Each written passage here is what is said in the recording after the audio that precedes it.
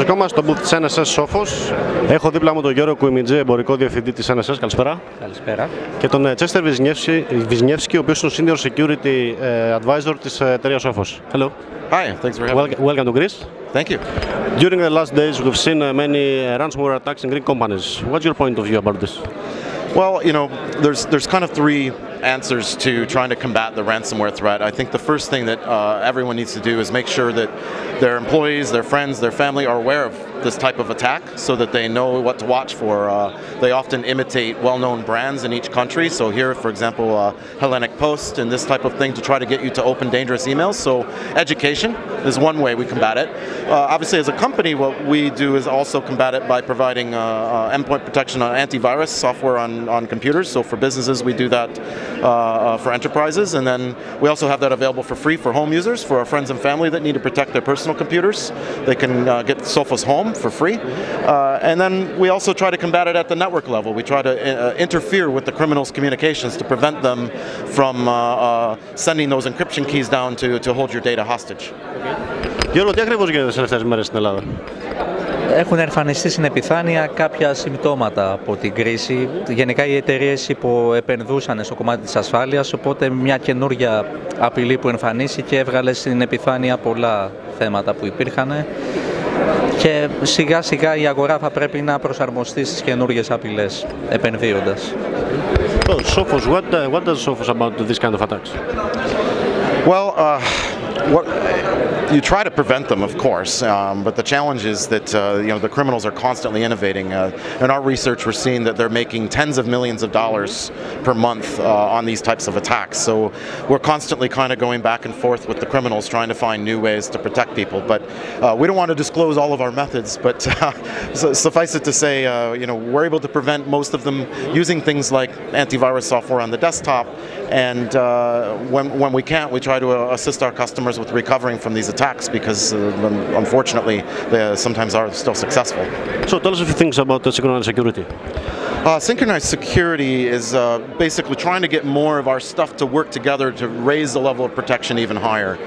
One of the things we've learned in the last few years is that the criminals are getting very adept at dodging the security technologies that many of us have relied on for a couple of years. So what we're doing now is getting these components to talk to each other to sort of send a warning to the next security component going, something just came in the door and it looks suspicious. I wasn't sure if it was bad, so you should keep an eye on that guy because that thing might be bad, right? Like an alert. Yeah, you think about it like a security guard in the building going, somebody suspicious just came in the door. I don't think I can arrest him because I didn't see him steal anything. Okay. But he's kind of suspicious. Keep an eye on him on the security cameras and see what he's doing while he's in there, right? So we look at that the same way for threats on your computer.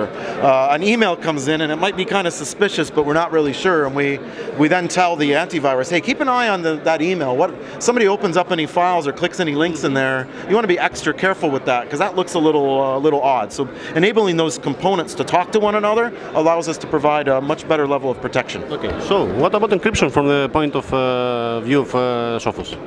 Well, I think encryption is more important now than ever.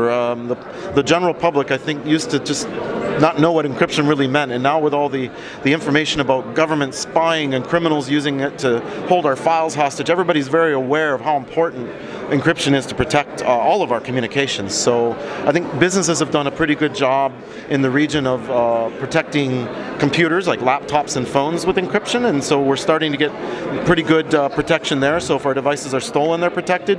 And what we're really focusing on now is how can we provide even more protection for files when they're being used on the internet. So when you put that file on Dropbox or you share that file in your email and those types of things, being able to provide encryption that's as easy to use as just checking a box and not having to understand all the technicalities, but provide that level of protection that even the government can't read your documents. Γιώργο, πες μου κάτι τελευταίο για να κλείσουμε. Πιστεύεις ότι από αυτές τις απειλές υποψήφια θύματα είναι μόνο μεγάλες επιχειρήσεις ή οργανισμοί ή και η μικρή μικρομεσαία επιχείρηση είναι υποψήφιο θύμα? Η πράξη έχει δείξει ότι απευθύνεται ακόμα και στον απλό χρήστη, ο οποίος πολλές φορές του έχουν κρυπτογραφήσει κάποιο αγαπημένο βίντεο, ξέροντας ότι αυτό το βίντεο έχει κάποια αξία γι' αυτό και θα ήταν διατεθειμένος να πληρώσει κάποιο ποσό για να το ανακτήσει. Άρα δεν είναι αυτές οι πιο μοντέρνες απειλές αποκλειστικά στοχευμένες για τις μεγάλες επιχειρήσεις. Είναι πρακτικά για όποιον είναι συνδεδεμένο στο δίκτυο. Σε ό,τι έχει να κάνει με το μέσο χρήστη όμως ή με τη μέση επιχείρηση, ποια είναι τα 2-3 βήματα που ενδεχομένως θα μπορεί να κάνει, θα πρέπει να κάνει για να προστατεύσει το περισσότερο δυνατόν τα αρχεία του?